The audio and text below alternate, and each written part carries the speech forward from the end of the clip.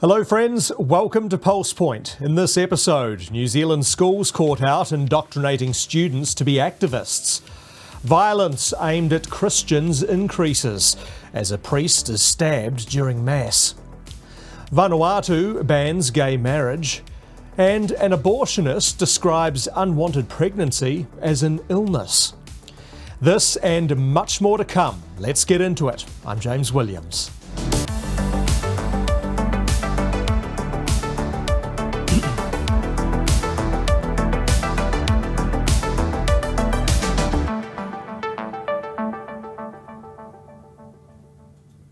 Concerned Kiwi parents have reached out to the government about public schools overstepping the mark by indoctrinating their children.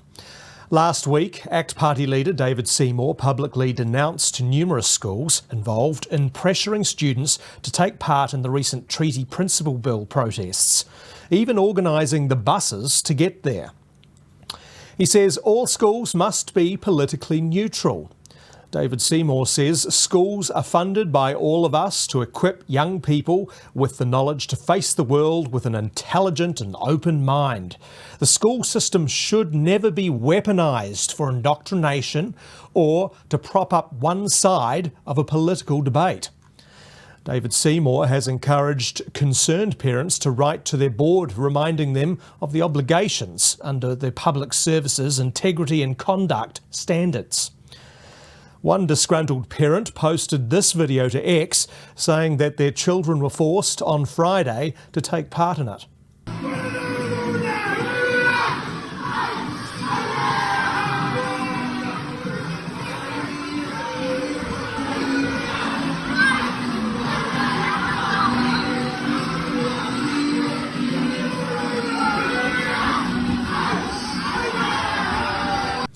Now, let me make this clear. This story is not about taking sides in relation to the treaty principles protests, and we are going to park that to one side now.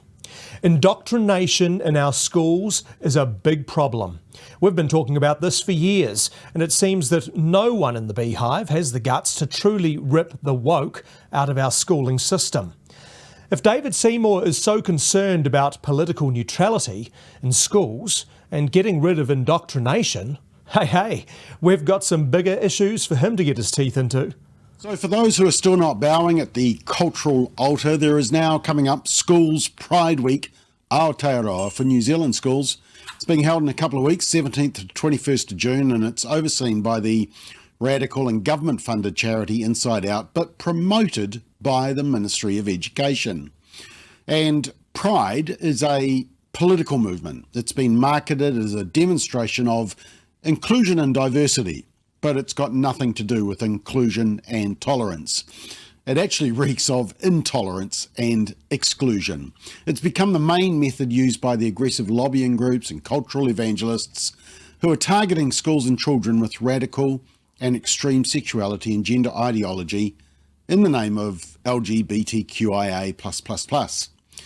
While many adults in society now choose to attend Pride events, I don't think children should be exposed to such political and moral indoctrination by their schools.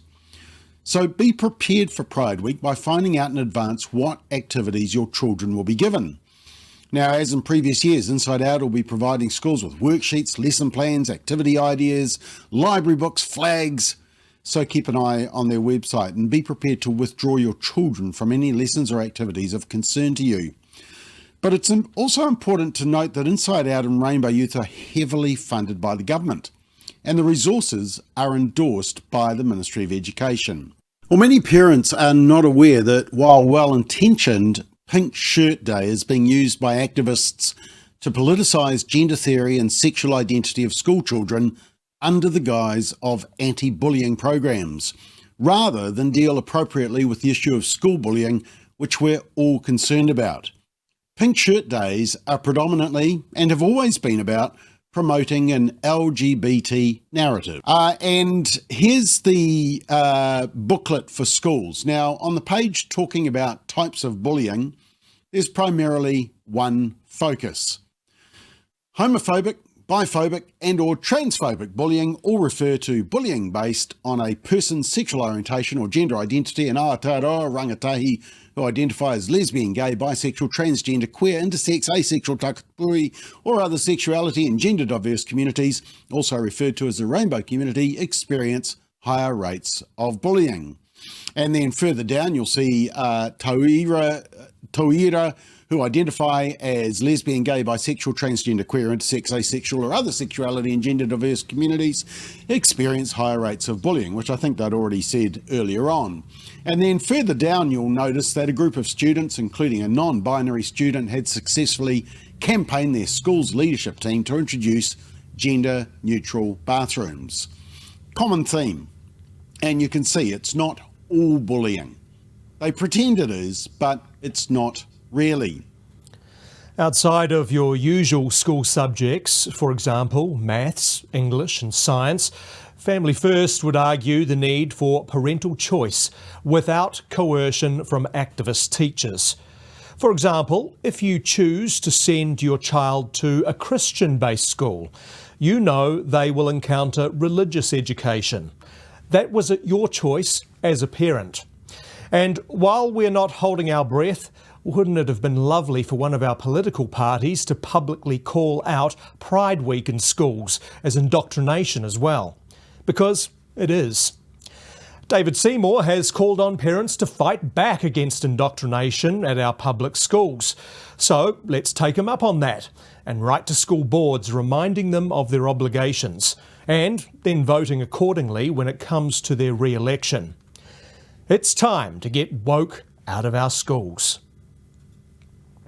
Violence towards Christians, and in particular church leaders, continues at an alarming rate around the world. In its report released last week, the Observatory on Intolerance and Discrimination Against Christians in Europe showed that 2,444 known anti-Christian hate crimes were documented by police and civil society in 35 European countries in 2023. European countries of particular concern were France, with nearly 1,000 anti-Christian hate crimes in 2023, the United Kingdom, where incidents rose to more than 700, and Germany, which saw a 105% increase in anti-Christian hate crimes, rising from 135 in 2022 to 277 in 2023. And it's not only in Europe.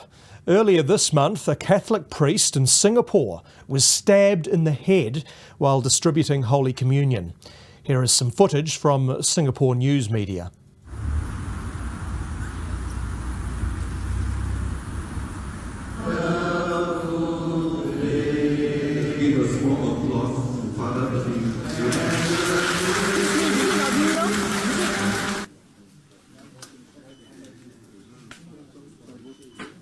Preliminary investigation indicate that the subject had acted alone, and police do not suspect this to be an act of terrorism.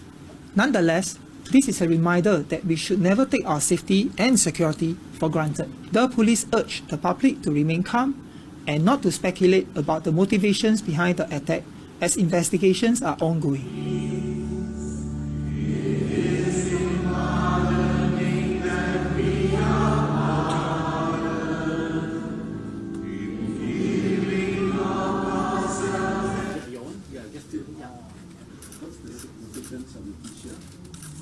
I was there, so I needed to do something to make sure that no one else gets hurt or nothing bad further happens.